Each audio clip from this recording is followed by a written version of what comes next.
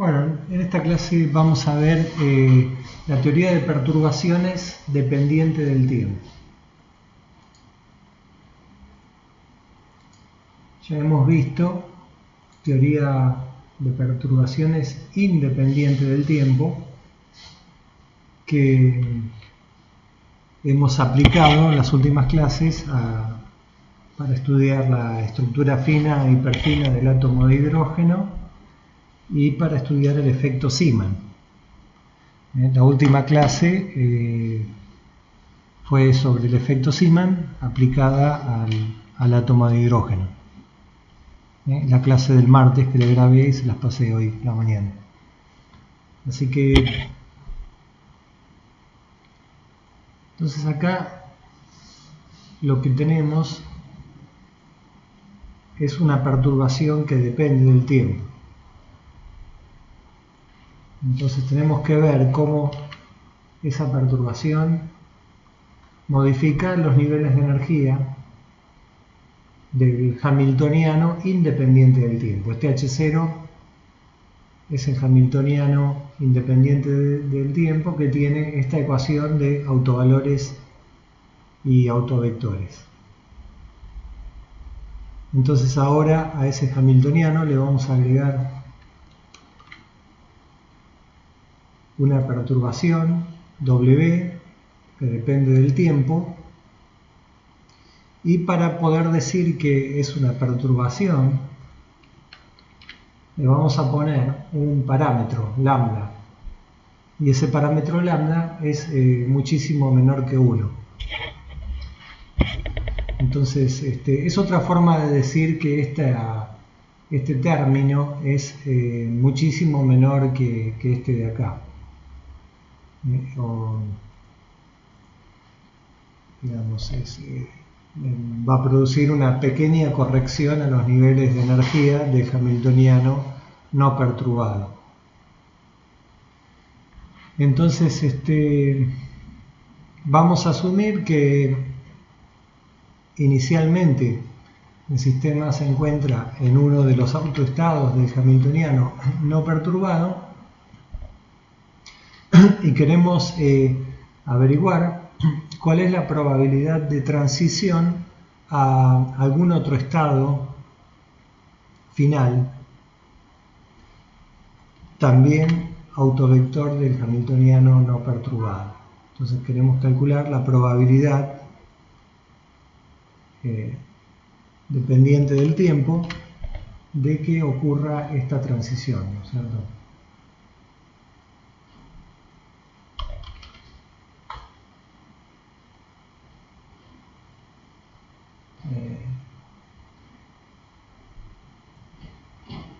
O sea, la perturbación va a hacer, digamos, que ocurra una transición entre una transición atómica, por ejemplo, entre dos niveles de energía discretos del átomo. ¿Okay? Queremos ver cómo es esta probabilidad de que esa transición ocurra. Y la perturbación puede ser alguna perturbación externa, puede ser un choque del átomo contra algún otro átomo, o puede ser la incidencia de un fotón, un campo electromagnético externo, variable en el tiempo, diversos factores externos que producen una perturbación en los niveles de energía del átomo. Entonces eso es lo que queremos hacer. Entonces básicamente para conocer esta probabilidad nosotros tenemos que resolver la ecuación de Schrödinger dependiente del tiempo. Esta es la ecuación de Schrödinger dependiente del tiempo con el hamiltoniano total. El hamiltoniano total es el hamiltoniano perturbado más la perturbación. Tenemos que resolver esta ecuación diferencial de primer orden con una condición inicial que es que la función de onda en el tiempo t igual a 0 es igual a la función de onda inicial, y vamos a suponer que la función de onda inicial es uno de los estados, de los autoestados del hamiltoniano no perturbado. ¿Okay? Entonces la probabilidad de transición desde este estado inicial a un estado final, psi de t, va a estar dado por este bracket al cuadrado, ¿no? Estos son los postulados de la mecánica cuántica 1. ¿Okay? Sería el bracket del estado final con la función de onda calculada en el tiempo t, ¿sí? Esta función de onda se obtuvo integrando la ecuación de Schrödinger con esta condición inicial. ¿Okay? Esto lo voy a poner por acá. Queremos averiguar esta probabilidad.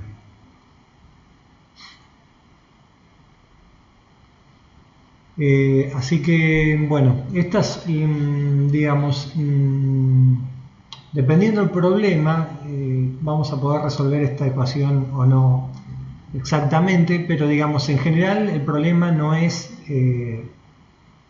no tiene una solución exacta. Entonces necesitamos aplicar teoría de perturbaciones, ¿okay? Necesitamos hacer un procedimiento similar a como hicimos el tratamiento de las perturbaciones independientes del tiempo. Hacer un desarrollo en serie de potencias del factor lambda. Okay. Bien, entonces vamos a encontrar soluciones aproximadas de la ecuación de Schrödinger. Tenemos acá. Entonces vamos a suponer que esta función de onda la podemos expandir en una base de autofunciones del hamiltoniano no perturbado. Eso siempre lo podemos hacer porque las autofunciones del hamiltoniano no perturbado forman una base del espacio de Hilbert. O sea que a la función de onda en el tiempo t, solución de la ecuación de Schrödinger, la podemos expandir como una superposición lineal de las funciones de onda, autofunciones de la ecuación de autovalores del hamiltoniano no perturbado, del H0. Eso está dado, digamos, en esta base. ¿Okay? Entonces los coeficientes de la expansión ya sabemos cómo encontrarlos.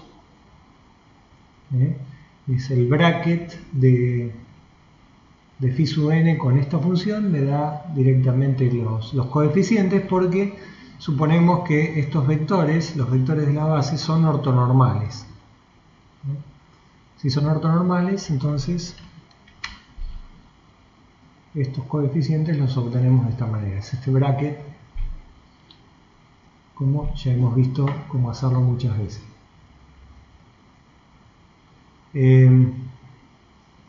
Así que, digamos que me voy con esto para otra transparencia. Acá tenemos esta expansión. Y vamos a denotar los elementos de matriz de la perturbación en esa base,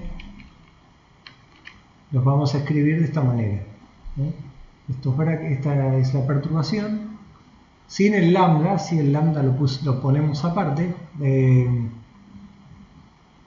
pero digamos el bracket de la perturbación lo vamos a denotar de esta manera, ¿no? Como esta matriz omega W sombrerito sub nk, que es una función del tiempo. Por otro lado, el hamiltoniano no perturbado en esa base es diagonal. ¿Correcto? Porque, digamos, la ecuación de autovalores era H0 por phi sub k igual a E sub k por phi sub k. Si le aplicamos un phi sub n, obtenemos esta ecuación, ¿cierto? Entonces, los elementos de matriz del hamiltoniano no perturbado me dan una matriz diagonal, donde los elementos de la diagonal son los autovalores de energía del hamiltoniano no perturbado. ¿Ok? Entonces, nosotros teníamos acá la ecuación esta que tenemos que resolver. Entonces, acá lo que vamos a hacer es, en esta ecuación vamos a reemplazar esta superposición lineal aquí en la ecuación de Schrödinger.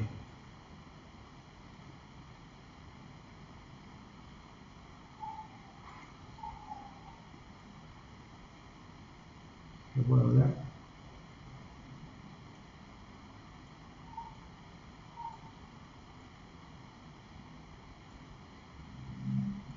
Bueno.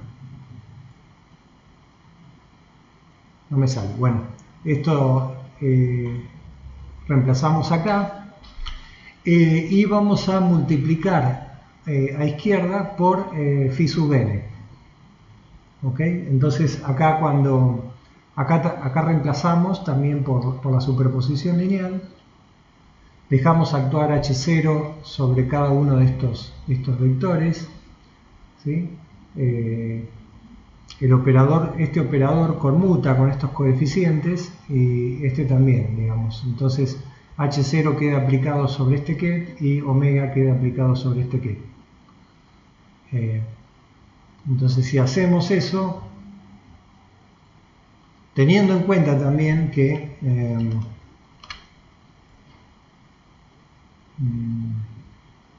los elementos de la base satisfacen la relación de clausura,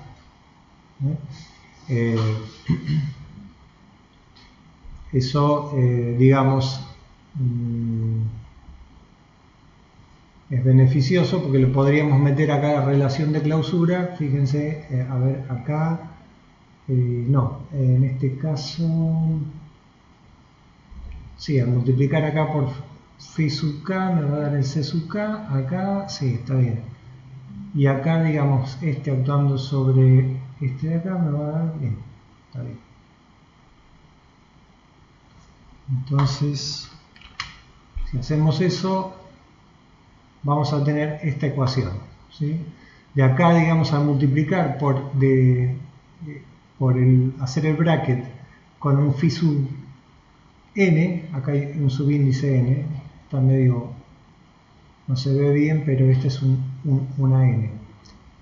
Al multiplicar por phi sub n del lado izquierdo, el bra va a conmutar con este operador de derivación y va a actuar sobre esta sumatoria, donde va a sobrevivir solamente el índice n. Si sobrevive el índice n, me queda acá solamente el coeficiente c sub n de esta expansión. Y de este lado me sobrevive el autovalor e sub n de H0 y el coeficiente c sub n. Y acá, digamos, me va a quedar el elemento de matriz de la perturbación multiplicado por el coeficiente c sub k y sumado sobre todo k.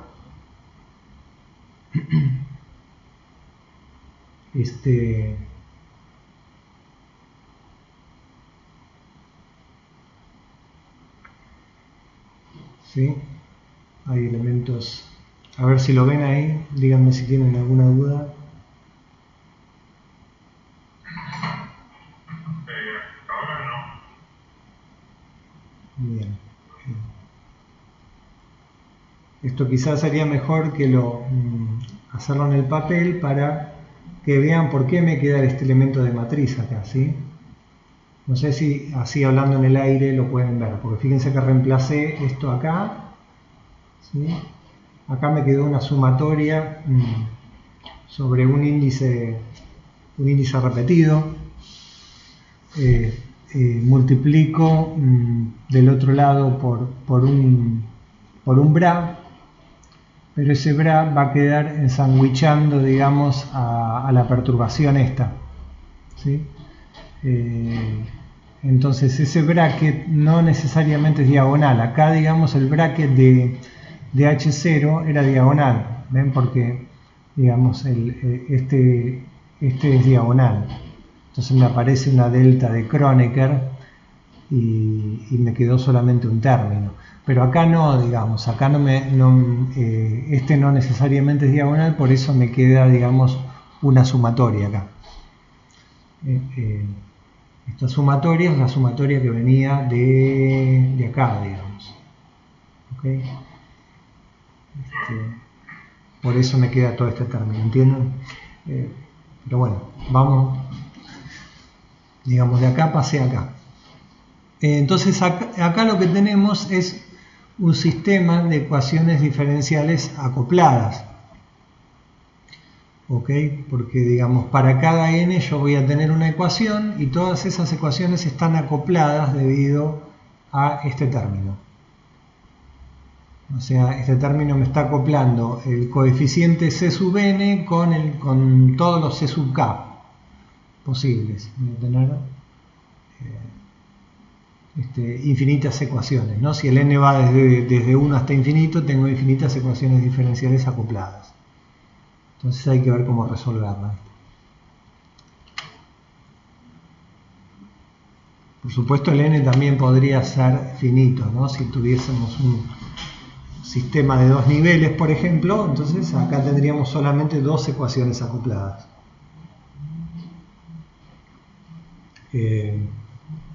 Bueno, así que, digamos, para resolver la ecuación de Schrödinger, significa encontrar los coeficientes, ¿no es cierto?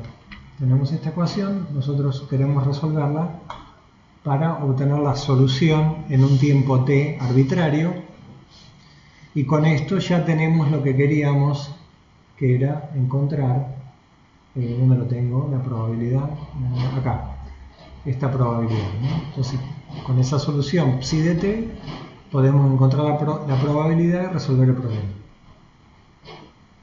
Entonces tenemos que encontrar los coeficientes.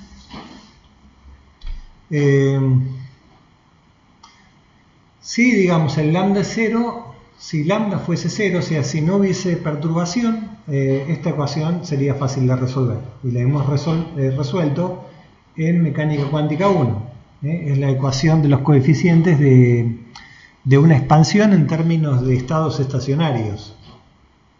¿Okay? Entonces, en ese caso, los coeficientes serían lo que ya sabemos. Serían estos coeficientes, ¿no? Un coeficiente b sub n que depende de las condiciones iniciales de la ecuación, y el exponencial en términos de la energía, los autovalores de energía de Hamiltoniano no perturbado. ¿Ok?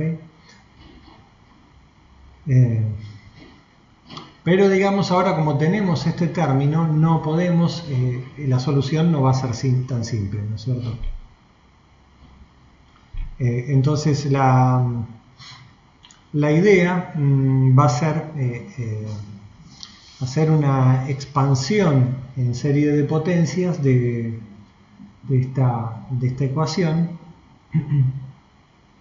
alrededor de una solución, de la solución que corresponde al Hamiltoniano no perturbado. Entonces, básicamente lo que vamos a proponer que para la solución general, este b sub n no es una constante, solamente que depende de las condiciones iniciales, sino que es una función del tiempo.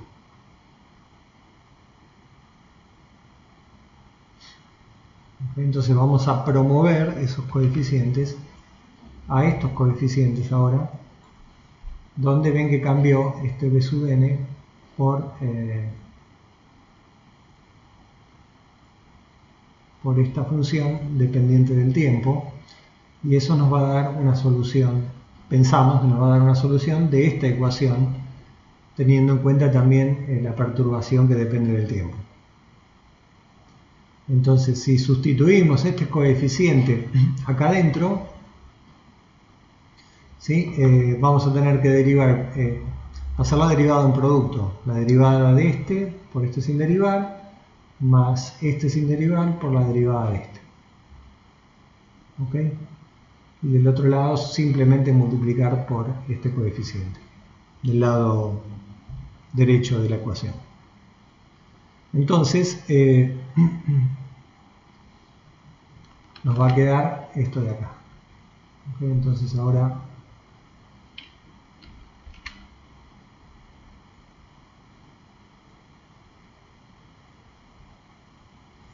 con este coeficiente, digamos, del lado izquierdo derivé primero el b y dejé la exponencial sin derivar, después derivé la exponencial y dejé el b sin derivar.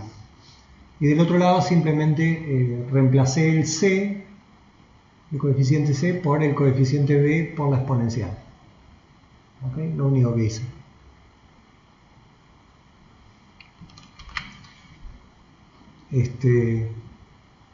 ¿Alguna pregunta? ¿Me van siguiendo? No, se entiende hasta ahí. Bien. Entonces fíjense que ahora acá tenemos la exponencial esta de este lado, de este lado, de este lado, y acá tenemos una exponencial, pero acá tenemos un e sub k. Acá tenemos un e sub k y acá y acá y acá tenemos un e sub n. Entonces todo este exponencial lo podría podría dividir toda la ecuación por este exponencial. Entonces me va a desaparecer de acá, me desaparece de acá, me desaparece de acá, pero me aparece acá, con un signo más. ¿Okay? Acá me va a aparecer con un signo más. Entonces cuando lo meta este exponencial acá adentro con el signo más, me va a quedar una exponencial, y en la exponencial me va a quedar una frecuencia de Bohr. Entonces, básicamente, ahora podríamos hacer así.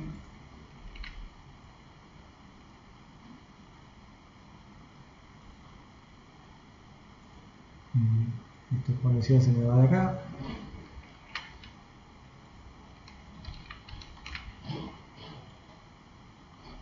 De acá también.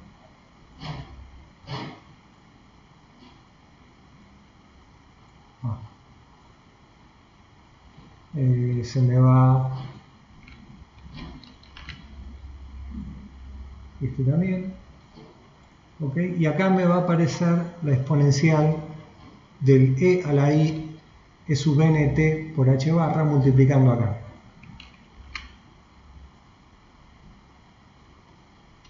¿Okay? Entonces esa exponencial me va a quedar una exponencial elevado a la suma de este con este. A ver si me quedó bien ahí. Me está tapando el h bar. Ahí, estaba tapando el h bar. ¿Okay? Entonces, cuando sume estos dos, me va a quedar, puedo sacar un factor común i t sobre h barra y me queda un e sub k menos un e sub n dividido h barra. Y eso es una frecuencia de Bohr. Me va a quedar entonces acá en el exponente una frecuencia de Bohr.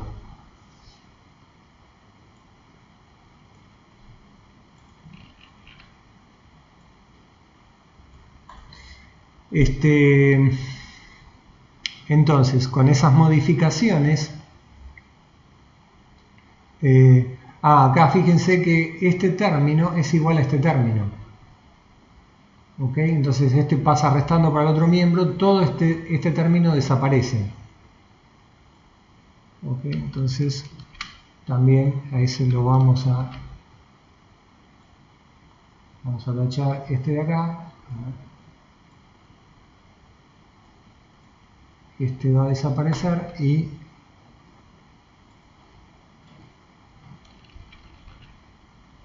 este de acá también. ¿Ok? Entonces me queda solo este término y este término de acá. Por lo tanto, la ecuación que tenemos que resolver es esta. ¿Sí? Me quedó este término acá y me quedó este término acá. Donde acá ya metí la frecuencia de Bohr, la omega sub nk por t. ¿Okay?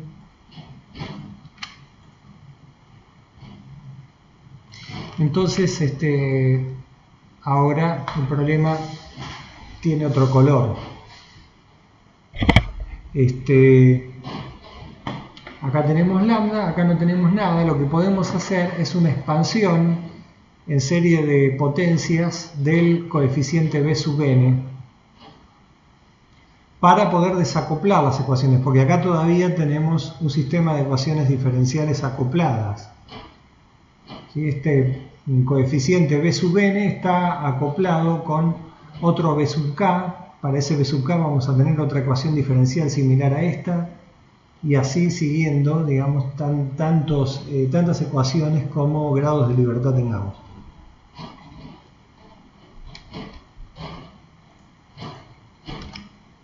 Entonces,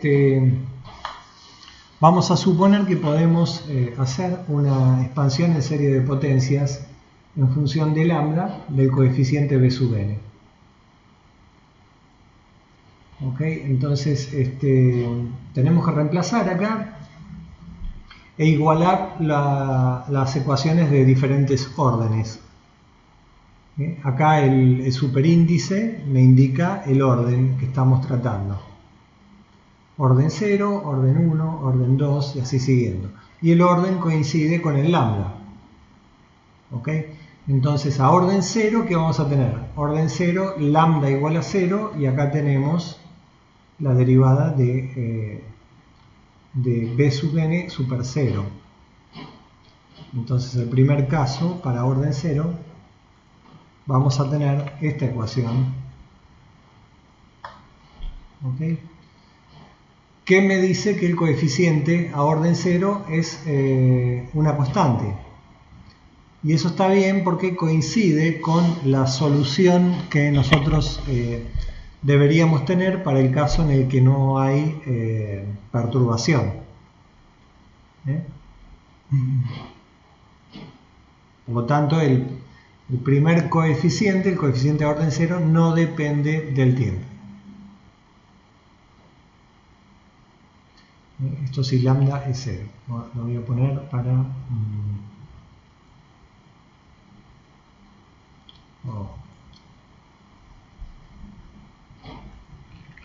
lambda es 0, pero también, digamos, es la ecuación para r igual a 0.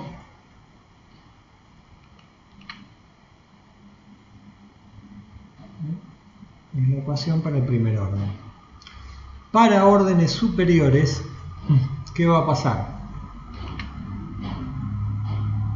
Para órdenes superiores, acá, digamos, del lado izquierdo nos vamos a tener que quedar con el primer término, por ejemplo. Si nos quedamos con el primer término acá, del otro lado, en el b, nos vamos a tener que quedar con el término de orden 0, porque está multiplicado por lambda. ¿Sí? Y si acá nos quedamos con el orden 2, con este término de acá, del lado derecho, acá la b tiene que ser la de orden 1, y así siguiendo. O sea, siempre el lado izquierdo tiene el b, tiene un orden superior que el lado derecho, porque tengo este lambda acá. ¿Ok? Entonces, para r distinto de 0, la ecuación que nos va a quedar tiene esta pinta. Entonces el problema se resuelve recursivamente. Primero resolvemos el orden 0, después resolvemos el orden 1 con esta ecuación, después resolvemos el orden 2, el orden 3 y así sucesivamente. ¿Sí? Entonces el orden 0 es una constante, venimos, reemplazamos esa constante acá, encontramos, integramos para el orden 1. El orden 1 me puede dar algo que depende del tiempo, entonces la reemplazamos acá y obtenemos una ecuación para el orden 2. Resolvemos para el orden 2 y así siguiendo, ¿no? Recursivamente. ¿Se entiende ahí? ¿Quedó claro? Sí, se entiende. Bien. Eso, sí. Por lo general se toman los primeros. Claro. O depende de cada. Sí.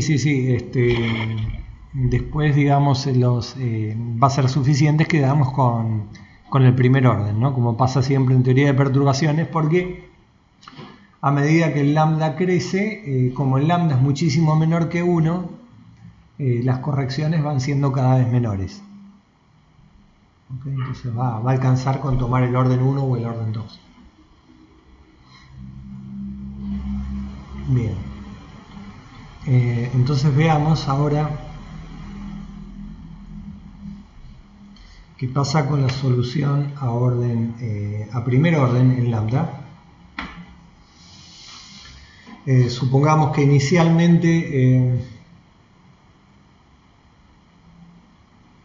la función de onda es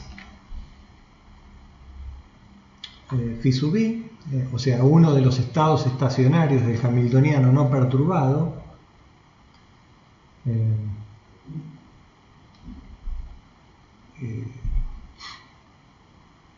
Entonces, inicialmente, solamente el coeficiente que corresponde a ese estado va a ser diferente de 0.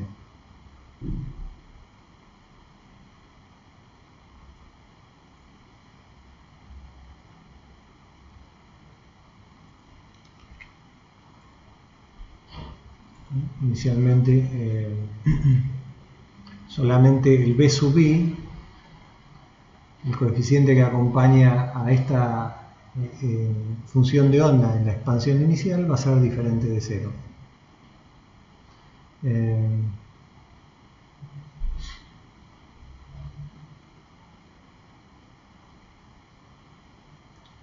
Bien, entonces vamos a suponer, bueno, que la perturbación es finita, digamos, el lambda por omega de t es finita, ¿no es cierto? Puede pegar un salto, pero en el tiempo t igual a 0, pero se mantiene acotada. Entonces en t igual a 0, los coeficientes van a satisfacer esta ecuación, ¿cierto? En t igual a 0, este b sub n va a ser distinto de 0 solamente si n es igual a i. Lo que dijimos antes. Lo voy a poner así. Todo esto es en t igual a 0. O dicho de otra manera,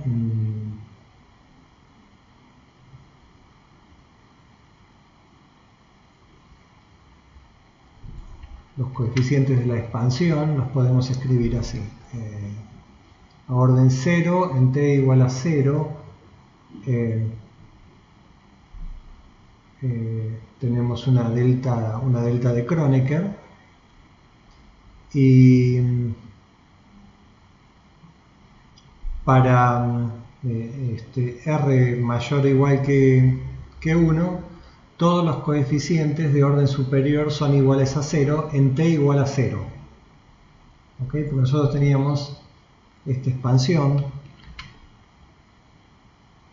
acá partimos de acá, entonces en el tiempo t igual a 0, todas estas correcciones son iguales a 0, porque todavía en t igual a 0 suponemos que la perturbación no está. T igual a 0 es donde arranca la perturbación. ¿Okay? Entonces en t igual a 0, solamente este de acá es distinto de 0, uno de estos es distinto de 0, es el que tiene n igual a i, porque estamos en este estado. Eso está expresado en esta ecuación. Bien.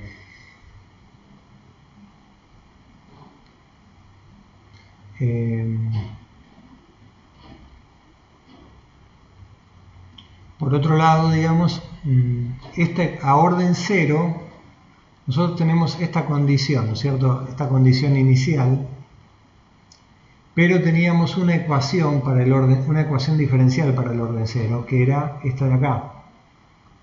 Quiere decir que ese coeficiente se mantiene constante en el tiempo, ¿ok? Quiere decir que esto de acá va a ser constante, y va a ser constante e igual a una delta de Kronecker. Entonces, ya tenemos la primera solución al problema, es que tenemos este coeficiente a orden 0 siendo una delta de Kronecker para todo tiempo t. O sea, esto, la ecuación anterior, esta de acá, y esta que es la condición inicial, determina la solución para orden 0. Es una delta de Kronecker. Bien, entonces como ya tenemos el orden 0 y nosotros teníamos que resolver esta ecuación recursivamente, podemos resolverla ahora para el orden 1. Ok, entonces me voy a ir para acá con esta ecuación, con esta solución, que es la solución a orden 0, que la vamos a reemplazar aquí para obtener una ecuación diferencial para el primer orden. Entonces acá lo único que tenemos que poner es una delta de Kronecker. Al poner la delta de Kronecker acá, ¿qué va a pasar? Me va a matar todos los términos de la suma menos 1. Me queda de toda esta sumatoria un solo término.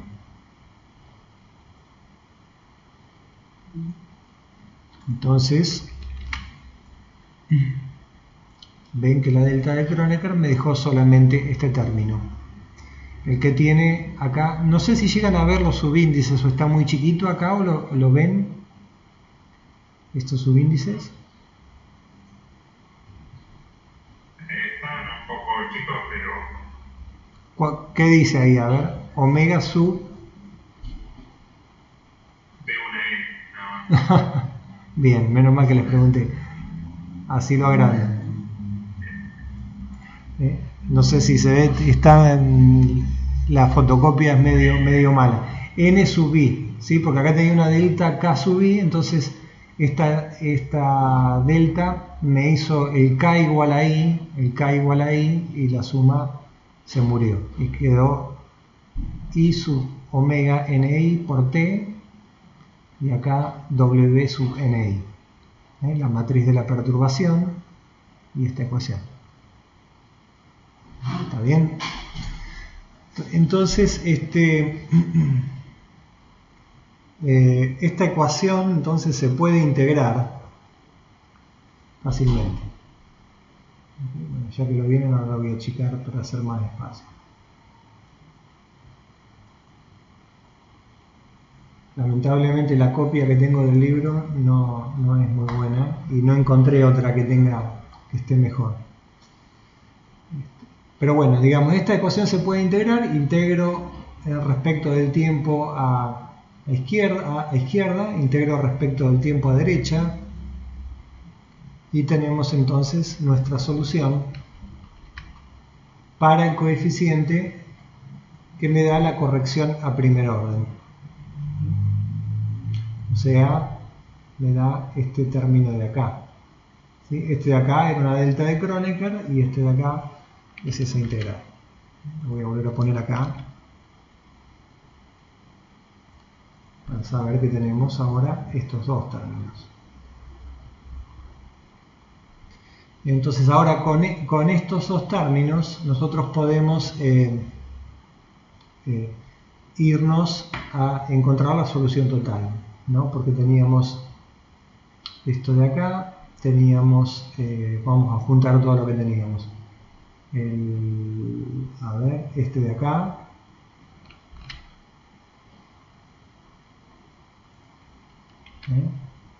reemplazo el B sub n ahora acá en el C sub n, y el C sub n, ¿qué era? El C sub n era el coeficiente de la expansión, donde lo tengo acá.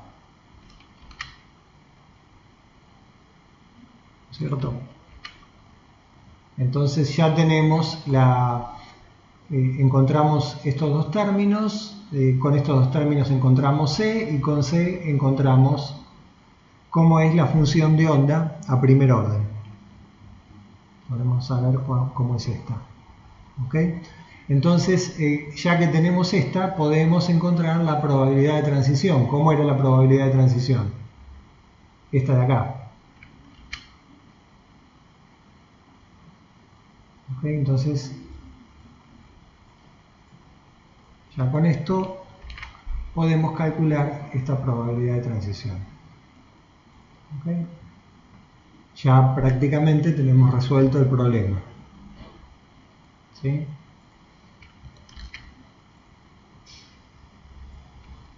Entonces, veamos cómo es esta probabilidad de transición. Entonces, digamos, voy a llevar esto también.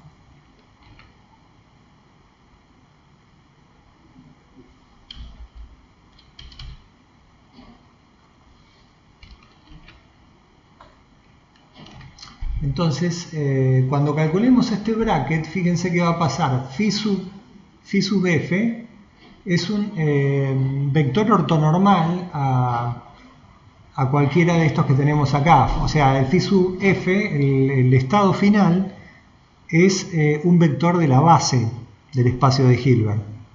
Por lo tanto, este es ortonormal a todos estos que tenemos acá.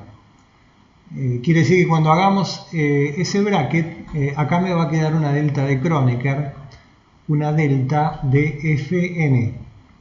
La suma se me va a matar y me va a quedar solamente el módulo al cuadrado del coeficiente C sub f. Pero el módulo al cuadrado del coeficiente C sub f es lo mismo que el módulo al cuadrado del coeficiente B sub f. ¿Sí? Porque al hacer el módulo al cuadrado, esta exponencial vuela. Entonces, la probabilidad de transición es igual a el coeficiente B sub f que calculamos recién. ¿Okay? A orden 1 lo calculamos.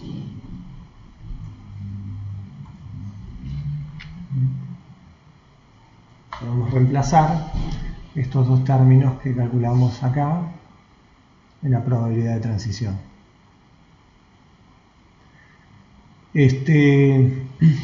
Ahora, si phi sub f es diferente de phi sub i, acá este de acá va a ser igual a 0. ¿Okay? Porque este de acá era una delta de Kronecker. Era una delta, ¿ven? Lo tenía acá, ¿no? Es una delta sub ni. Entonces, voy a volver a poner acá para recordarlo. Si n es igual a f y f es distinto del estado inicial, entonces ese coeficiente es igual a 0.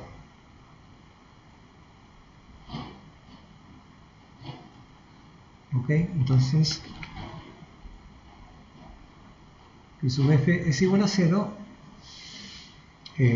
si el estado final y el estado inicial son diferentes.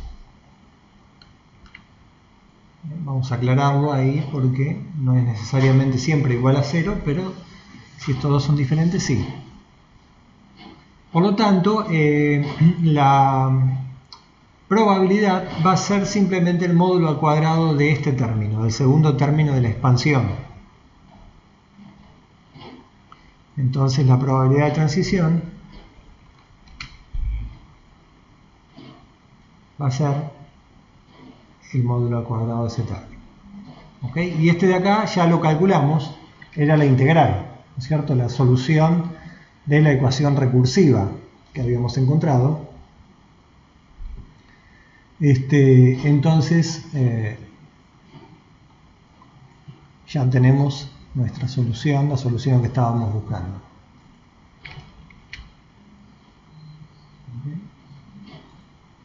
sale el módulo cuadrado. Acá, digamos, la W sombrerito que tenía, la reemplacé por el lambda por el W sombrerito y puse directamente la perturbación.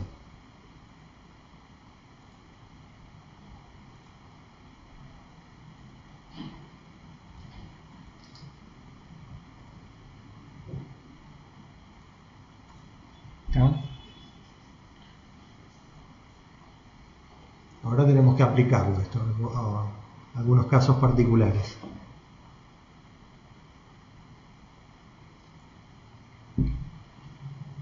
¿Alguna pregunta?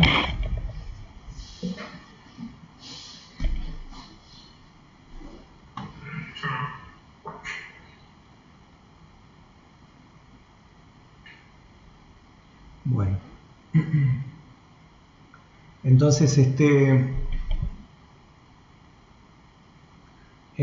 vamos a analizar dos casos,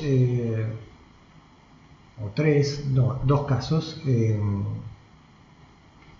particulares que son cuando la perturbación tiene una variación armónica, y otro caso que es el de una perturbación constante.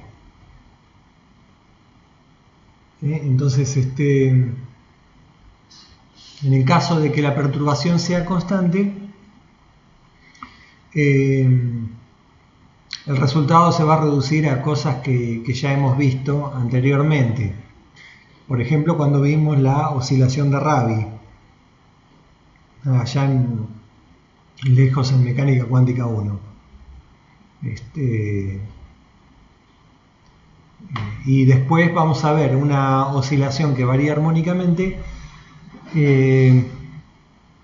cuyo ejemplo paradigmático es una onda electromagnética llegando a un átomo. Entonces, esa onda electromagnética puede hacer dos cosas. Puede producir una transición en los niveles de energía del átomo, o puede ionizarlo. Entonces vamos a analizar esos dos casos, con la oscilación armónica y con la perturbación constante.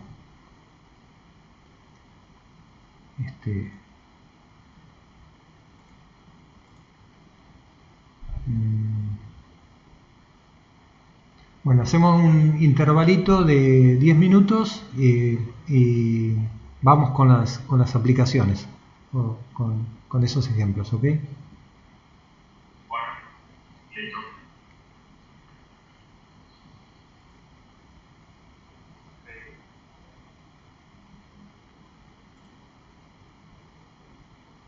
Bueno, entonces vamos a aplicar nuestra formulita que encontramos para el caso en el que tengamos una perturbación sinusoidal o constante.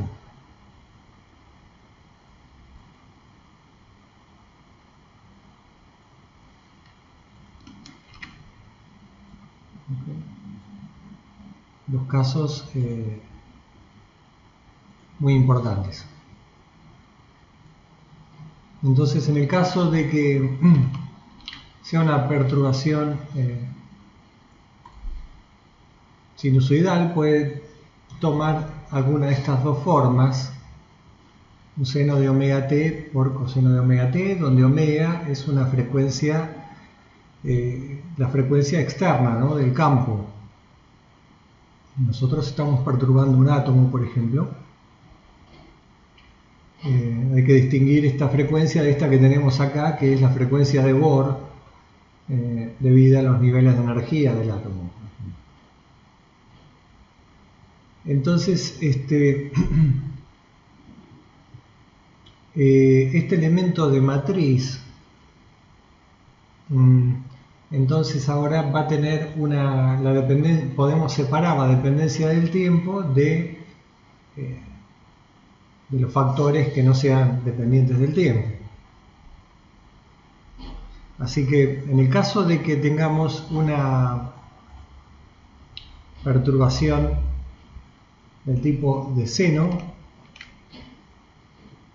esos elementos de matriz los podemos escribir así. Una matriz de coeficientes constantes multiplicado por el seno de omega t.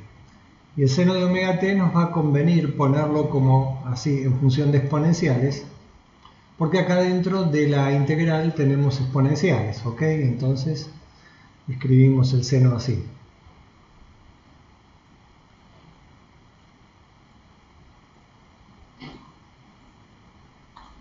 Entonces reemplazamos en la integral arriba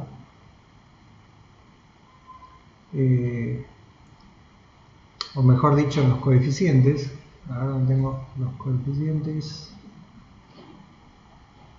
esta de acá. En esta de acá vamos a reemplazar. Ok, acá adentro metemos esta omega, esta W quiero decir, y nos va a quedar entonces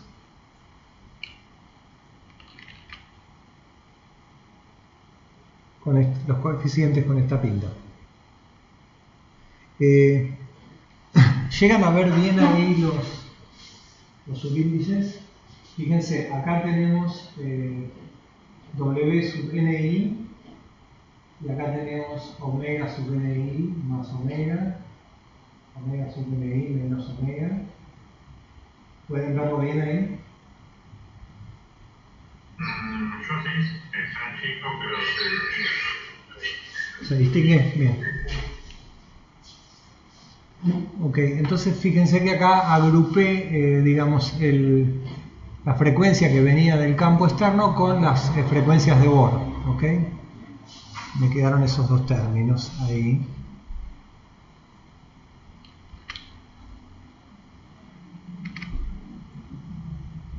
Entonces,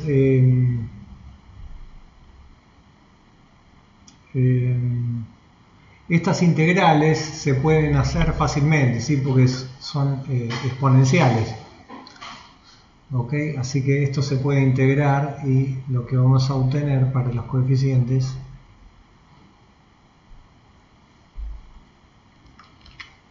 es esto, ¿no es cierto? Al integrar la exponencial me baja el factor este que tengo acá, ¿ok?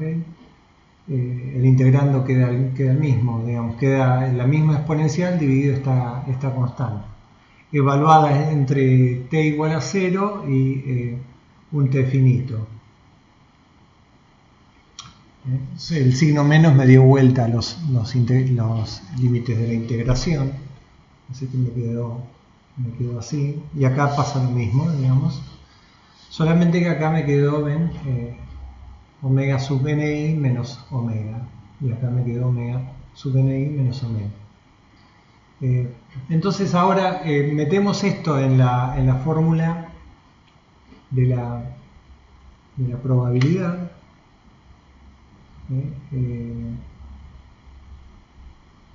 Aquí dentro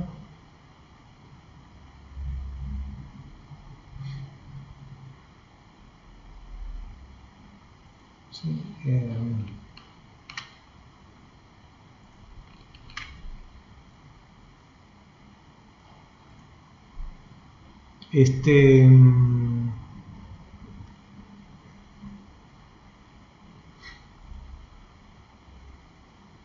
O sea, esto de acá, en realidad la probabilidad tengo que usar esta de acá, ¿no es cierto?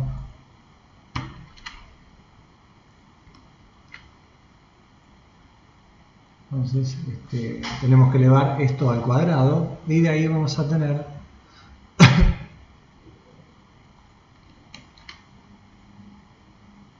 la ecuación de la probabilidad.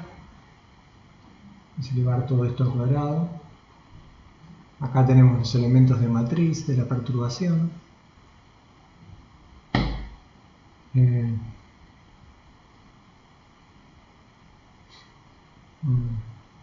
Y en el caso de que en vez de elegir el seno, ¿no? Porque acá hicimos este cálculo usando el seno. Si usáramos el coseno, obtendríamos algo análogo. pero con un signo más acá, ¿ven? Les cambio el signo más. Pero el análisis es análogo, completamente análogo. ¿Ok?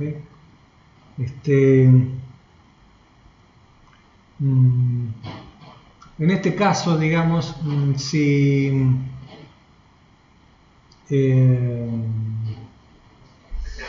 sí.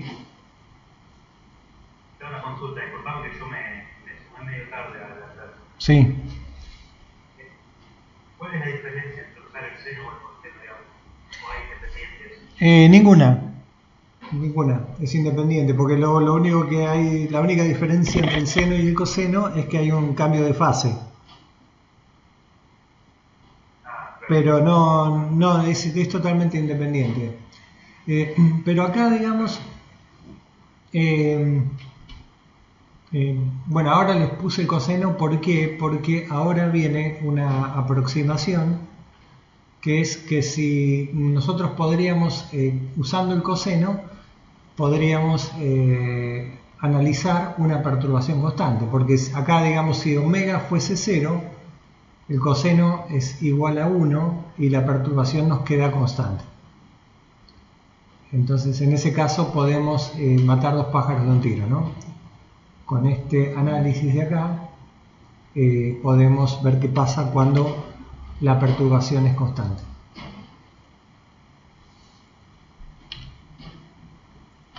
Eso es lo que vamos a hacer ahora.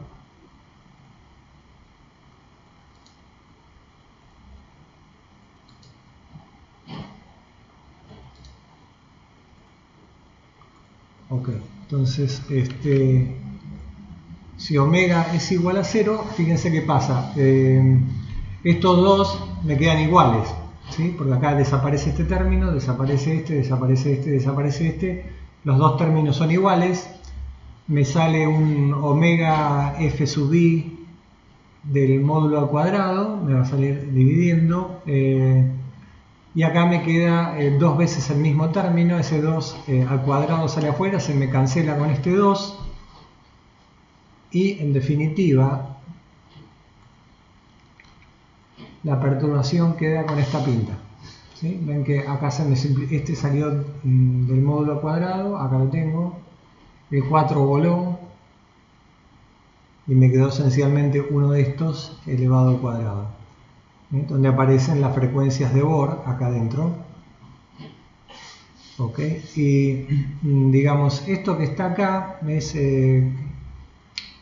casi un seno, ¿no es cierto? Multiplicando y dividiendo por las constantes apropiadas, podemos ver que esto dividido la frecuencia de Bohr, lo podemos poner como un seno cuadrado dividido, seno de x al cuadrado dividido x al cuadrado, que es lo que tenemos acá en esta función.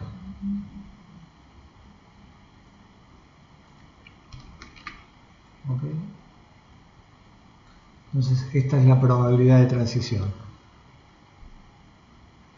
En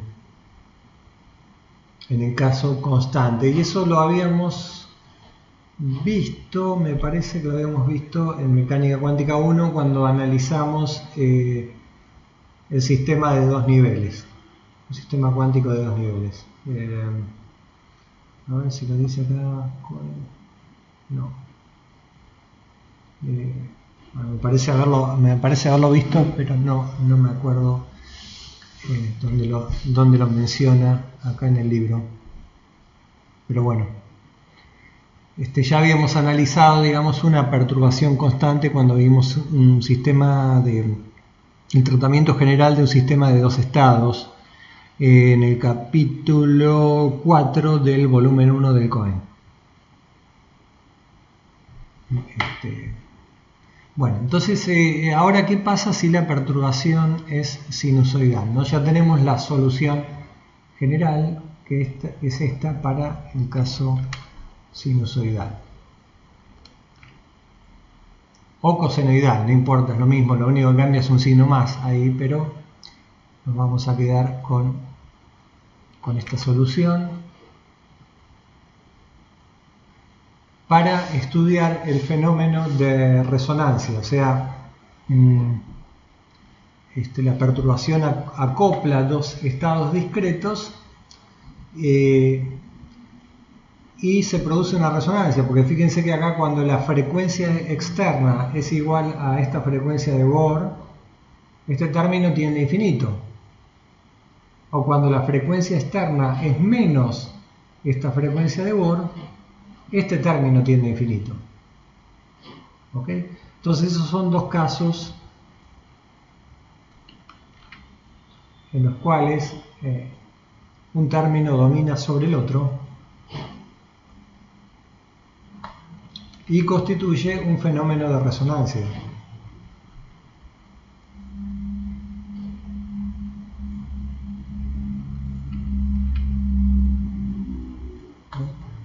Es un fenómeno de resonancia. Pero digamos, ¿cuál es el significado físico de tener una frecuencia externa igual a menos la frecuencia de Bohr? ¿No? Pues la frecuencia siempre tiene que ser positiva. ¿Qué significado tiene que sea negativa? Bueno, físicamente eso se lo puede ver en un caso, a ver si lo puedo poner acá.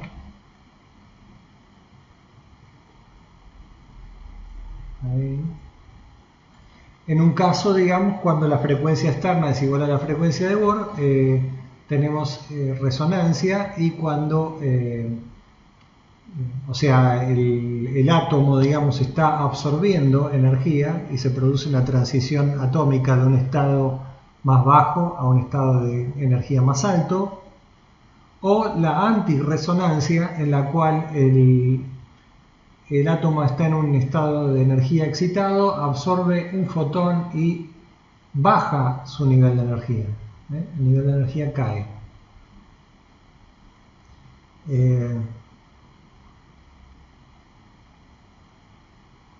Entonces, en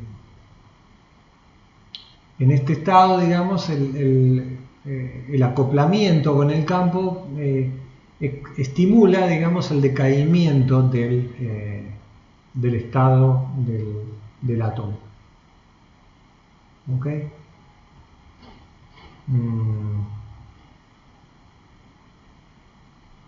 O sea, esto sería emisión inducida y esto sería absorción de energía, ¿no? Emisión inducida y absorción. Son dos procesos muy importantes en un láser, por ejemplo. Tienen que tener emisión estimulada de la radiación. Bueno, entonces acá tenemos dos términos que podemos considerar separadamente, este o este, ¿no? En el caso de que de resonancia, este término va a ser más importante. En el caso de antirresonancia, este de acá va a ser más importante. Entonces los podemos poner separadamente.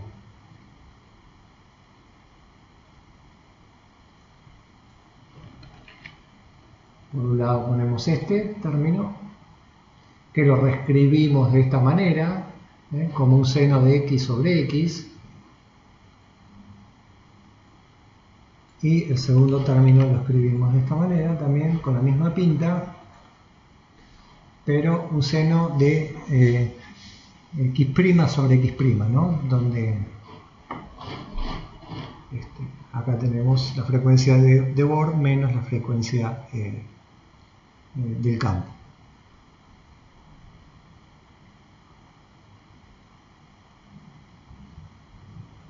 Entonces a este se lo llama término resonante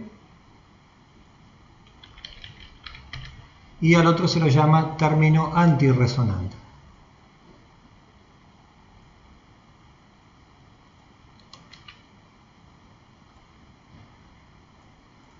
¿Está bien?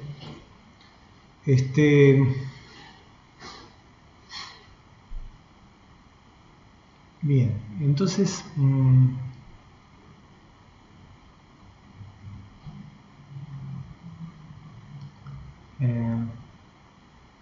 básicamente lo que en el caso del término resonante, por ejemplo,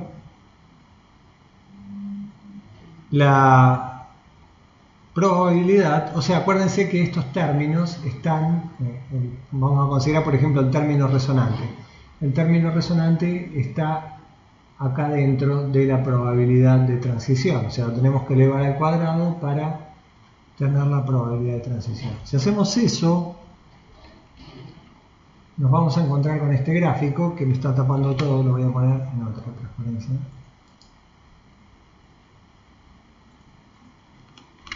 Acá, entonces ese término va a dar lugar a esta probabilidad de transición para un tiempo t fijo, ¿sí? Porque acuérdense que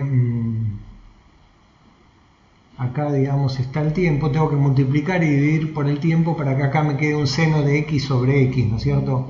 Entonces acá me va a aparecer un t, y al elevar al cuadrado me va a quedar un t cuadrado, que es este t cuadrado que tenemos acá, ¿ok? Entonces la amplitud de probabilidad va a ser proporcional, el pico va a ser proporcional a t cuadrado. Y la dependencia en la frecuencia tiene esta pinta. El máximo está cuando la frecuencia del campo externo es igual a la frecuencia de Bohr. ¿Okay? Ahí tenemos un pico. Y después tenemos estas oscilaciones. El ancho acá se puede calcular, es 4pi sobre t, de acuerdo a esta solución que tenemos acá, ¿no? El ancho es 4pi sobre t.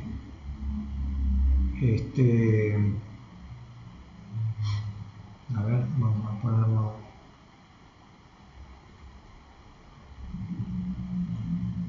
así. Ok. Ups. Entonces tenemos el ancho de esta función de probabilidad. Entonces, cuando t es igual a 0, el pico va a ser 0, ¿no? A medida que el tiempo transcurra, la probabilidad de transición va a ser más y más alta. ¿Está bien? Y el ancho va a ser cada vez más chiquito, es inversamente proporcional al tiempo. O sea que a medida que el tiempo transcurre, esto se va convirtiendo en una delta de Dirac. ¿No? Se va convirtiendo en una delta de Dirac. Pero fíjense otra cosa, que acá este cambio de frecuencia con el tiempo es como una relación de incerteza entre tiempo y energía. ¿No? Porque si yo acá esto es frecuencia, multiplico por h barra por la constante de Planck, tengo un delta de energía acá. Entonces esto es como una relación de incerteza, se cumple una relación de incerteza entre tiempo y energía. Que hemos visto en mecánica cuántica 1. O sea que para que ocurra una transición entre esos dos niveles de energía, si esperamos el tiempo suficientemente largo, esa transición va a ocurrir con mucha probabilidad.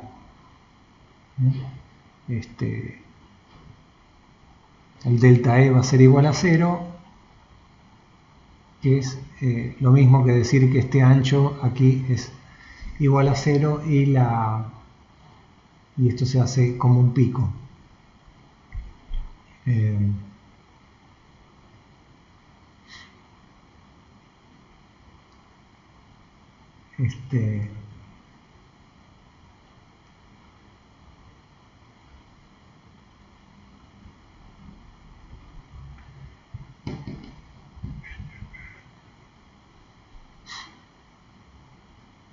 ¿Sí?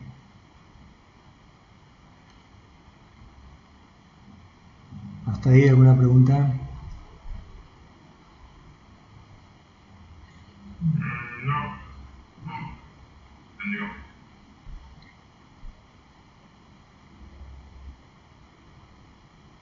Bien.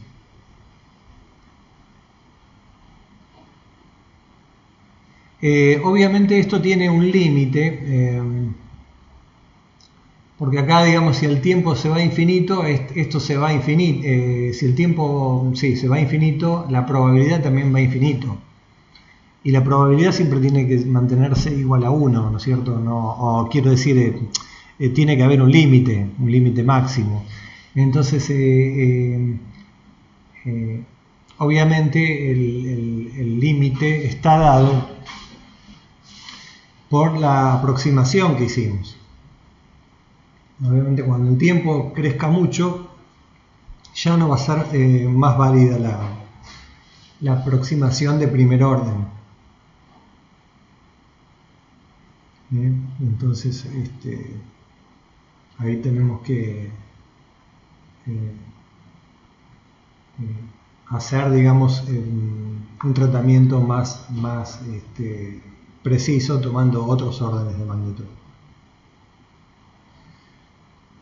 Bueno, ahora vamos a ver, digamos, hasta ahora vimos acá una transición entre dos niveles de energía discretos. ¿Qué pasa, digamos, si acá la energía final fuese un continuo? ¿Ok? Entonces, vamos a tomar el caso en que este estado final es un continuo. Vamos a ver que este proceso se puede dar, pero así no, digamos. O sea, va a haber una probabilidad de que salte el electrón, digamos, de un estado ligado a un estado libre, por ejemplo, del átomo.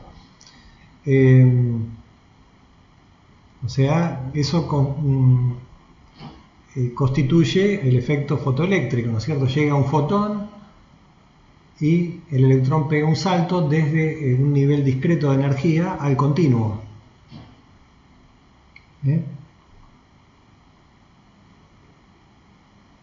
Bien, entonces lo que estamos viendo entonces es cómo es el acoplamiento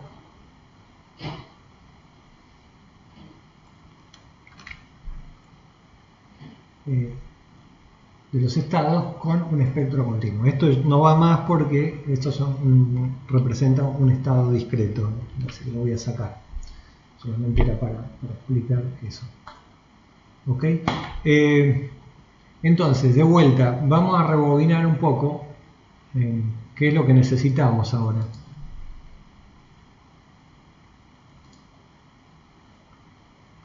¿Ok? Nosotros necesitamos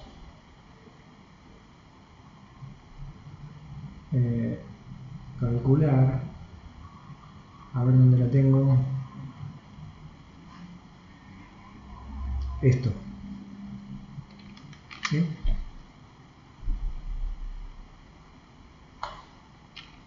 Queremos calcular esta probabilidad de transición, solo que ahora esta función de onda del estado final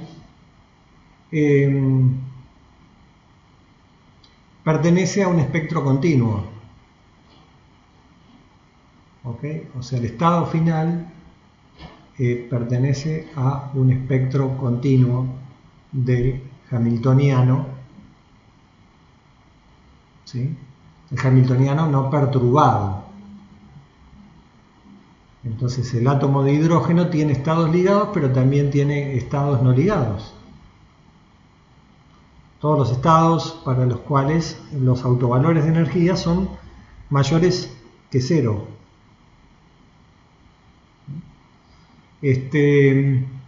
Entonces, en ese caso, esto de acá representa una densidad de probabilidad.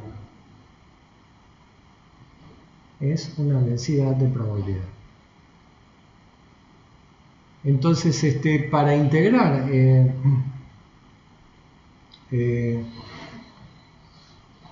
para encontrar, digamos, esa amplitud de probabilidad, es que tenemos que integrar esa probabilidad sobre un continuo de estados. Para hacer eso necesitamos encontrar la densidad de estados. ¿Sí? Entonces, ¿cómo se hace? Supongamos que los estados, o sea que el estado de la partícula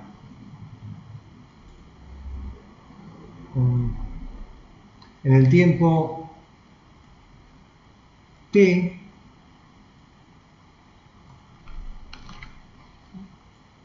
esta función de onda en el tiempo t que es la función de onda que nosotros obtuvimos. Les recuerdo, esta función de onda es la función de onda que obtuvimos de resolver la ecuación de Schrödinger dependiente del tiempo con el hamiltoniano total.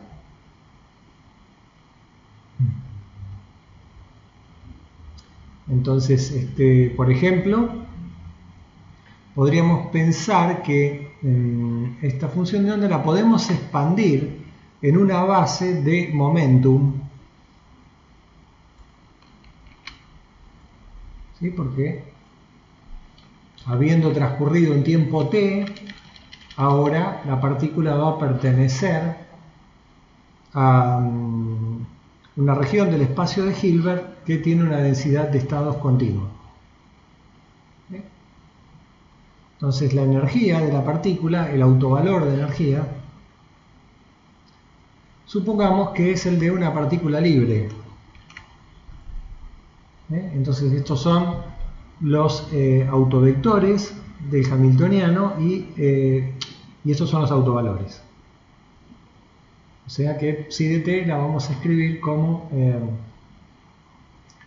superposición lineal de estas funciones de onda. Esas funciones de onda en la representación R, ¿qué son? Estas de acá. Son las ondas planas. ¿Okay? Simplemente multiplicamos acá por R y que tenemos el bracket R por P que nos da las ondas planas.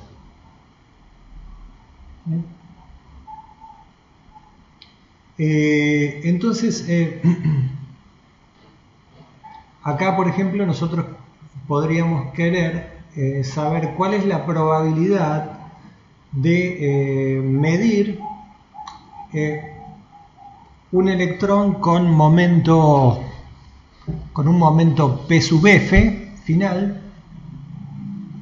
Entonces lo que tenemos que hacer es el bracket de P sub F con la función de onda psi expandida en términos de esta base.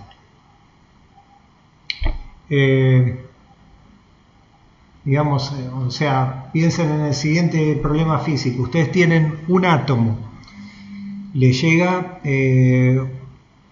radiación electromagnética a ese átomo con la energía suficiente para ionizarlo.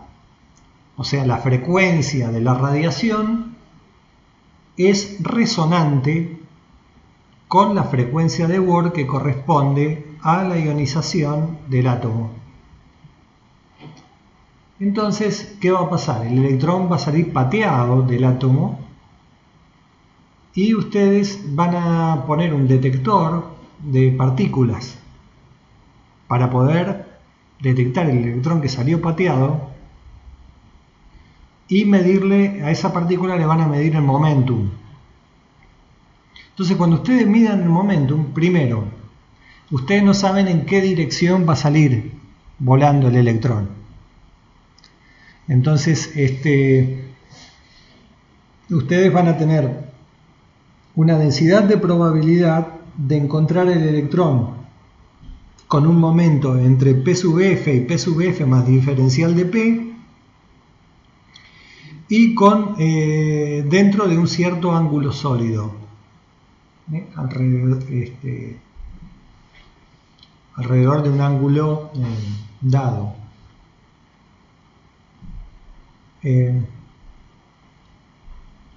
Entonces, supongamos que nosotros queremos saber cuál es la amplitud de probabilidad de que el electrón salga pateado con un momento P sub F y apuntando en un cierto ángulo sólido de omega f, ¿no es cierto? Porque las componentes del momentum también me van a determinar un ángulo sólido alrededor de un cierto momentum P sub f final.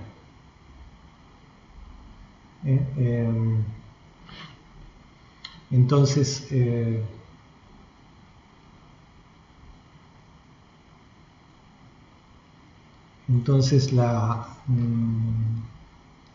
la probabilidad de obtener el electrón, a ver, tengo que hacer un poco de lugar. Entonces la probabilidad de encontrar el electrón en ese ángulo sólido y con ese momento P sub f final es esta integral, ¿no es cierto? Esta es la densidad de probabilidad de encontrar el electrón con un momento P, la tengo que integrar dentro de ese ángulo sólido. ¿Sí? ¿Se entiende hasta acá? ¿Una pregunta?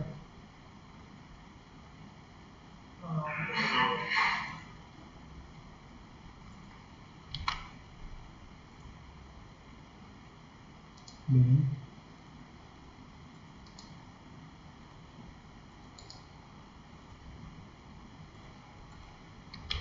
Entonces tenemos esta densidad de probabilidad.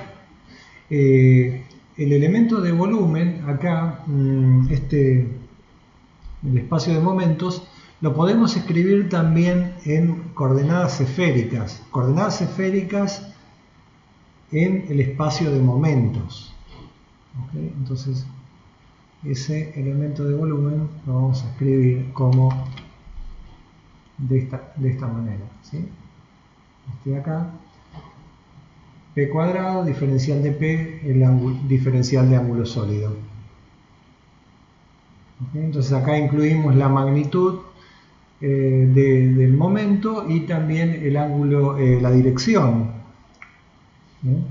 de detección.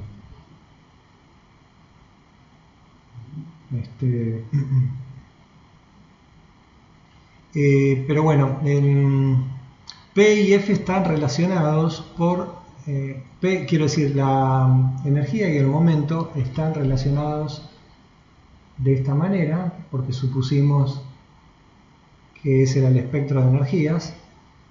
Por lo tanto, al P cuadrado lo podríamos escribir como función de la energía, y acá podríamos hacer un cambio de variables y poner este elemento de volumen en función de la energía a partir de esta relación. Entonces hago un cambio de variables y paso del momento a la energía. Donde la densidad de energía, la densidad acá es la densidad de estados finales, que se llama, va a ser lo que resulte del cambio de variables de P a E. Básicamente, esa densidad de estados de energía se calcula de esta manera, ¿no es cierto? Acá lo único que hice fue multiplicar y dividir por diferencial de E, a P cuadrado diferencial de P respecto de E, lo llamo densidad de energía. Diferencial de P respecto de E lo puedo obtener de acá, ¿no? Acá me va a quedar, por ejemplo, diferencial de E, y acá me va a quedar 2P diferencial de P. Entonces de ahí podemos sacar cuánto vale diferencial de P respecto de E, M sobre P. Y M sobre P es, bueno, el P se me cancela con este P cuadrado y me queda P por M. Y P por M es M por raíz de 2M, a partir de esto. ¿Okay? Entonces, esta integral de acá la podemos escribir ahora en función de la energía. Es lo que se hace habitualmente. Entonces tenemos acá la probabilidad, digamos, de encontrar la partícula en el estado final de energía E dentro de un cierto intervalo de energías alrededor de una energía final E sub f y dentro de un ángulo sólido alrededor de una dirección dada por el momento final P sub f. Entonces reemplazamos todo esto por una integral sobre el ángulo sólido y la energía.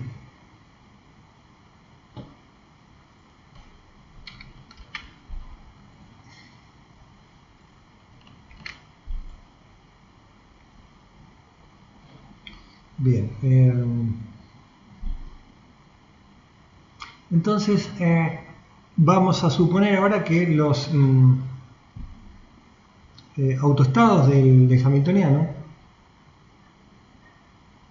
este fue un caso particular, ¿no es cierto? Hasta acá, digamos, fue un caso particular que asumimos que el estado final era el de una partícula libre. Pero ahora vamos a tratar el caso general.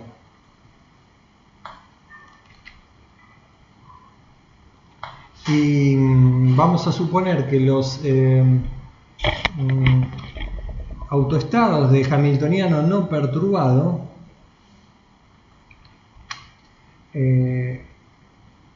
forman un espectro continuo, o sea, son parte de un espectro continuo, y esos estados son ortonormales en el sentido extendido de Dirac. ¿Okay? Como estamos en un continuo, supongamos que alfa son los autovectores de H0, el hamiltoniano no perturbado. Estos brackets están ortonormalizados con la delta de Dirac.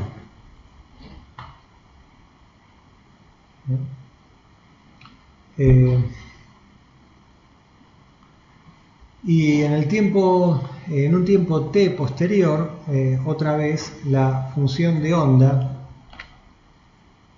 del sistema está dada por esta psi de t, entonces en este caso general necesitamos calcular la probabilidad de encontrar el sistema en uno de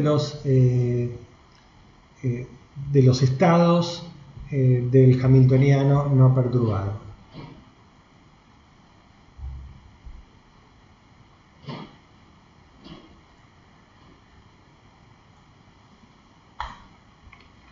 Entonces, igual que antes, esta probabilidad de encontrar el sistema en un estado alfa sub f del hamiltoniano no perturbado, en un entorno de este estado, ¿no es cierto?, es esta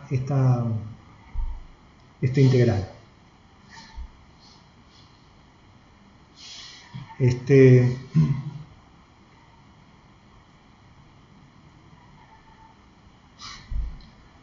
Donde este diferencial de alfa lo podemos volver a escribir en función de una densidad de estados que depende de la energía y ahora también depende de beta, que son beta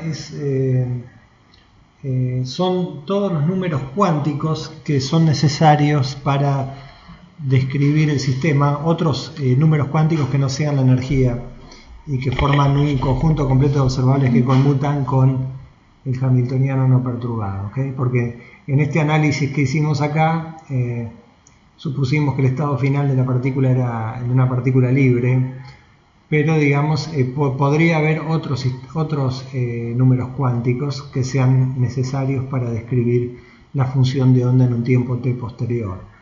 Entonces todos esos números cuánticos que son necesarios los agrupamos aquí en este número beta. Entonces, hecha esa aclaración, esta densidad de probabilidad, entonces ahora la vamos a poder escribir de esta manera. ¿Okay? Sustituí el diferencial de alfa por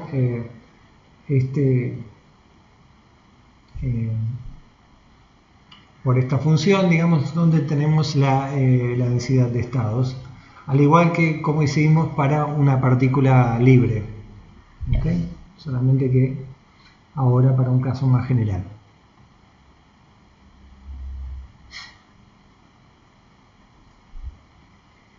Bien.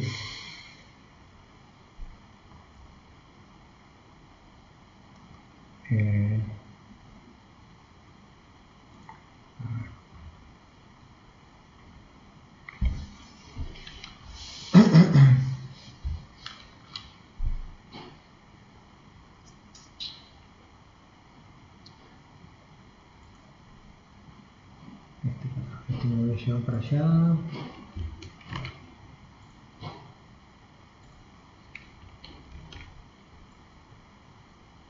Este lo dejamos acá.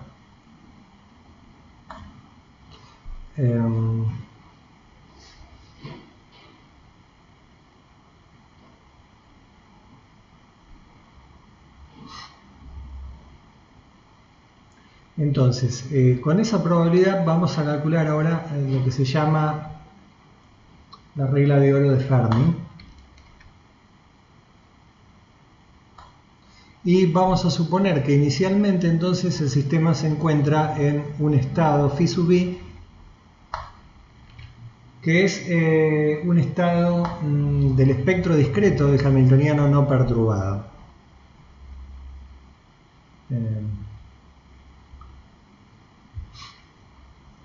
Entonces,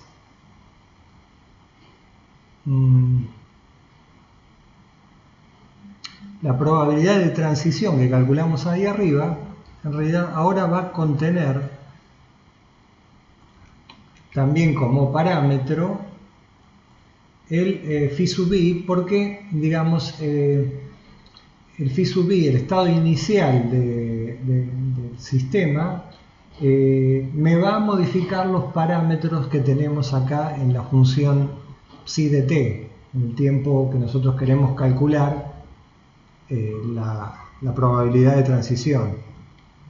¿Okay? Entonces ponemos no solamente el alfa sub i como tenemos acá y el tiempo, sino también ponemos phi sub i. Ponemos el estado inicial, el estado final y el tiempo.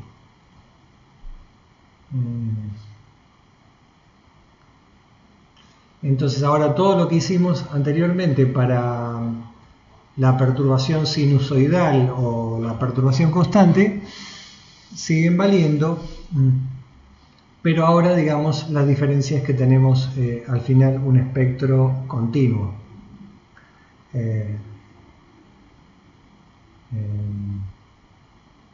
Entonces,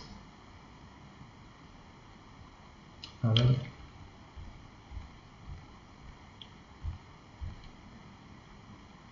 teníamos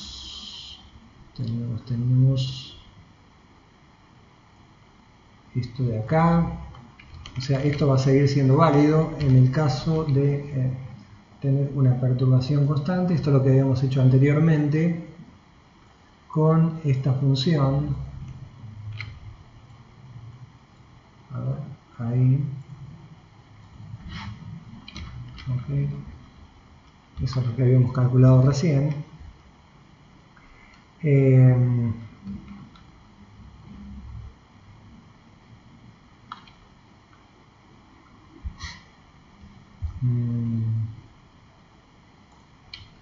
Entonces podemos calcular la densidad de probabilidad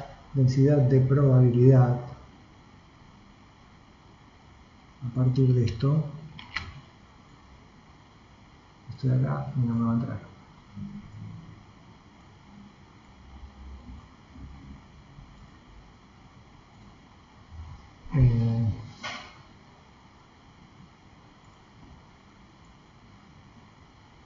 Okay. Podemos calcular la densidad de probabilidad de que la función del estado cuántico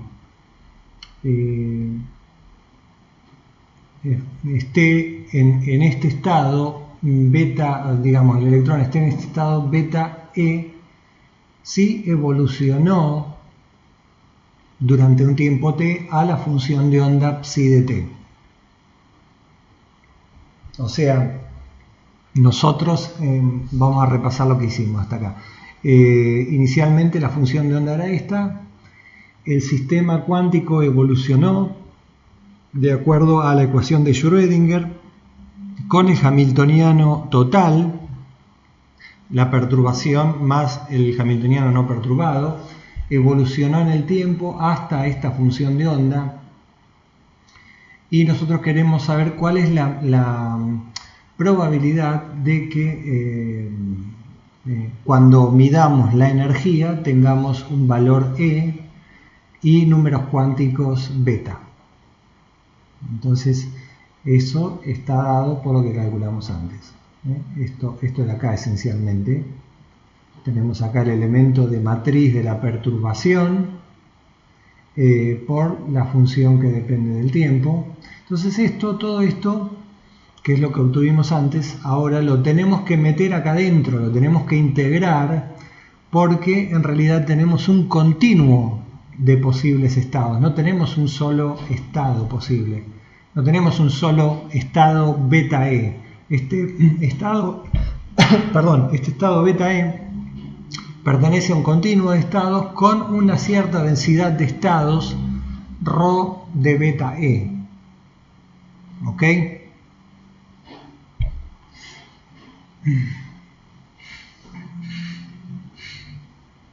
¿Alguna pregunta? No, está bien. Bueno, entonces ahora fíjense, cuando metamos esto, me voy a llevar esta para el otro lado. A ver. Acá. Y esta de acá me la llevo para allá. Ok, metemos esta acá adentro. Ahí.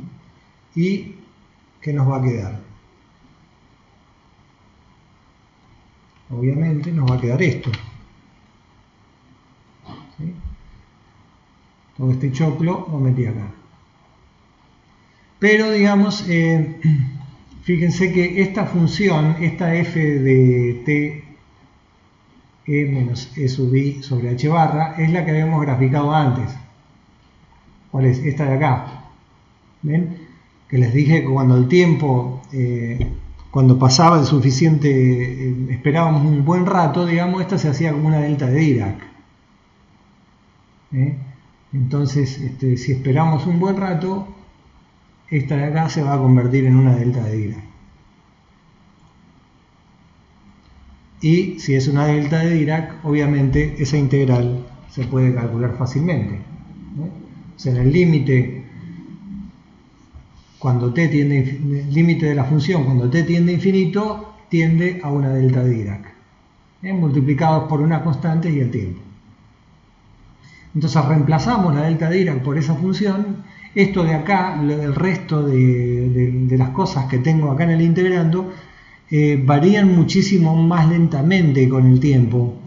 Por lo tanto no hay drama. Me va a quedar como una constante frente a la delta de Dirac. Entonces cuando la energía está, digamos, dentro de la E sub i, está dentro del intervalo de integración, ¿no? Cuando la E sub i pertenece acá al delta E sub f, entonces todo esto va a dar un valor distinto de 0 por la delta de Dirac. Entonces esta me la llevo para otro lado.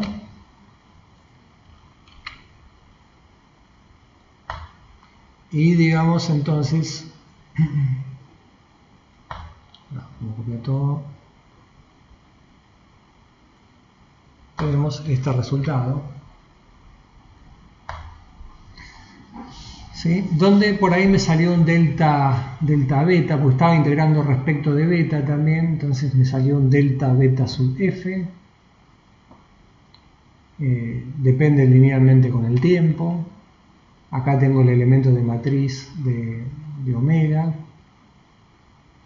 la densidad de estados finales.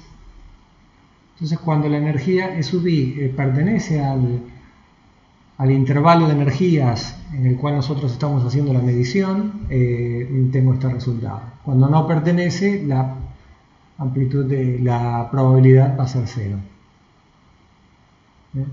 Entonces, acá, digamos, nosotros podríamos, a partir de esta probabilidad, medir la probabilidad de transición por unidad de tiempo, simplemente derivando esta expresión respecto del tiempo.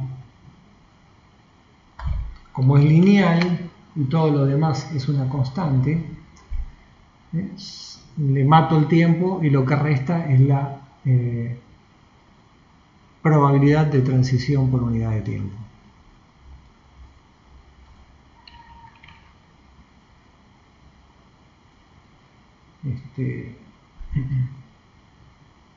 Y esa probabilidad de transición por unidad de tiempo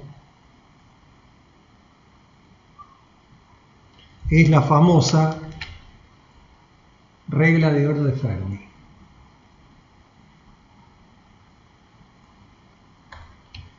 Esta es la regla de oro de Fermi. Vamos a ponerlo así.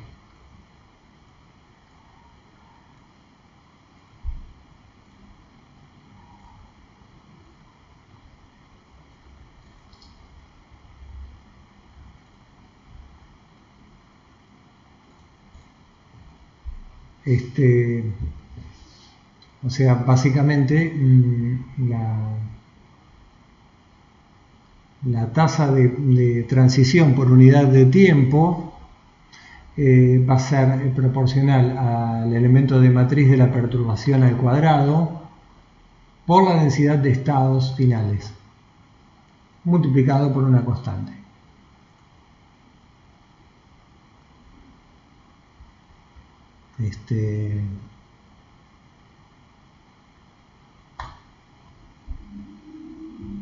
Bueno, ¿alguna pregunta hasta ahí?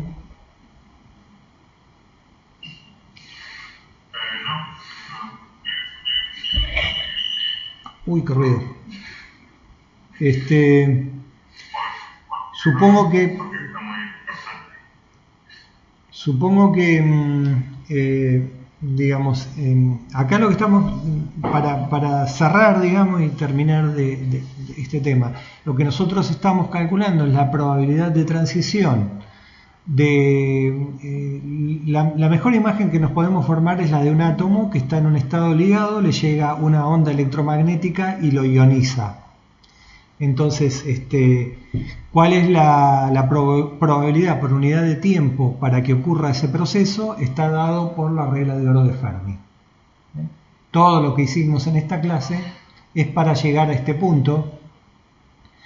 Y en una clase posterior lo vamos a aplicar para un caso más concreto de la interacción de un átomo con la radiación. Vamos a usar esto de acá.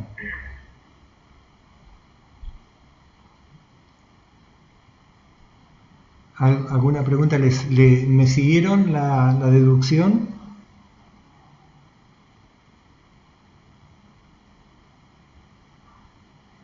Sería que sí. Igual después lo voy a revisar de vuelta. Pero sí.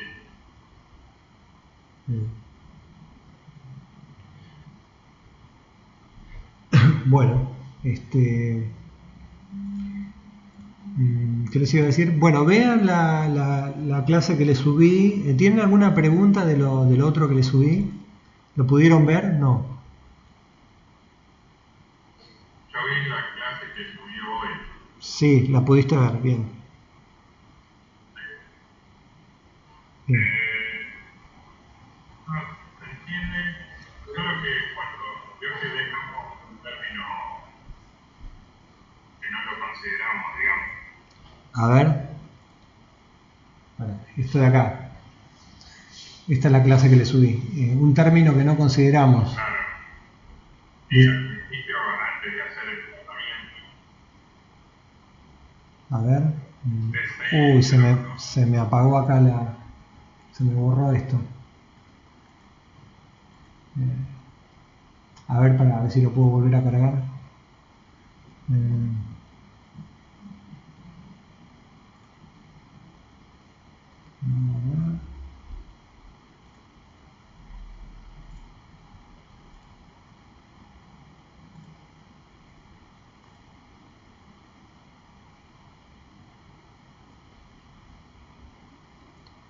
Ahí está. Bien, acá. Decime, ¿qué término no consideramos cuál? ¿Este de acá? ¿O este de acá, decís? Claro, ese no lo consideramos porque en este caso el momento angular orbital es cero. Bueno, pasa que sí. Este. Acá es lo mismo. Y acá, porque acá no es lo mismo, no, acá este es menos importante que este. Es muchísimo menos importante, por eso lo volamos. Pero si yo hago un estudio, no sé, imagino, o algo, tengo que considerarlo o no. Sí, pero digamos es sí, podés tomarlo en cuenta, pero es muy chiquito. Sí, podrías tomarlo en cuenta. No sé si está hecho, probablemente en resonancia magnética nuclear, ahí sí tenés que considerar ese término, ¿cierto? Pero acá, digamos, no.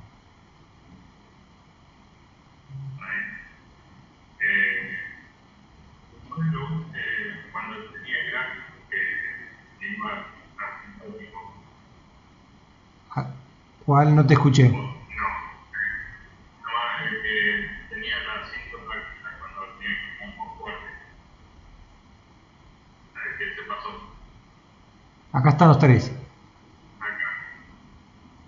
Ahora, pues en la mitad de vida, en el tercero, la parte punteada es débil. Por eso tengo el. Claro, acá es punteada, digamos, porque nosotros hicimos el tratamiento para campo fuerte, campo débil. Entonces el campo fuerte vale de acá para la derecha. O sea, esto que tengo trazo continuo, lo que tengo trazo punteado no vale, digamos. Y acá, digamos, vale solamente lo que está cerquita del origen. O sea, de acá para la izquierda.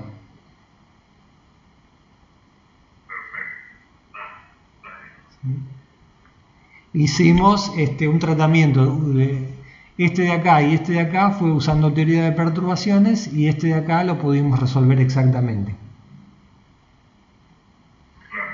O sea, solamente digamos es para ver que la teoría de perturbaciones nos permite obtener la respuesta correcta asintóticamente.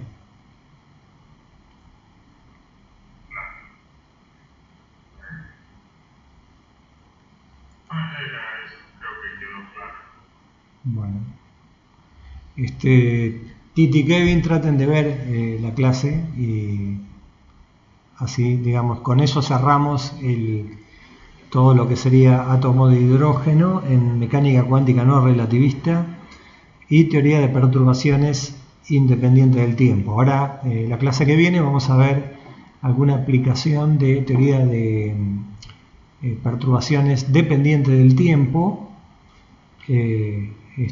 Y con eso cerramos también este capítulo. ¿Okay? ¿Se ve lo de relativismo? Sí, tendríamos que ver. Nos falta partículas idénticas y ecuación de Dirac. Nos faltan dos temas. Vamos a ver cómo terminamos. Capaz que tenemos que pedir extensión de cuatrimestre, no sé. Pero bueno.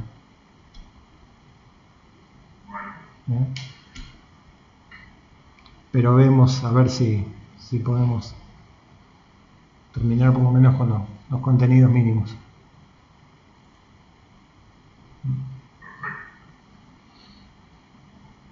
Bueno,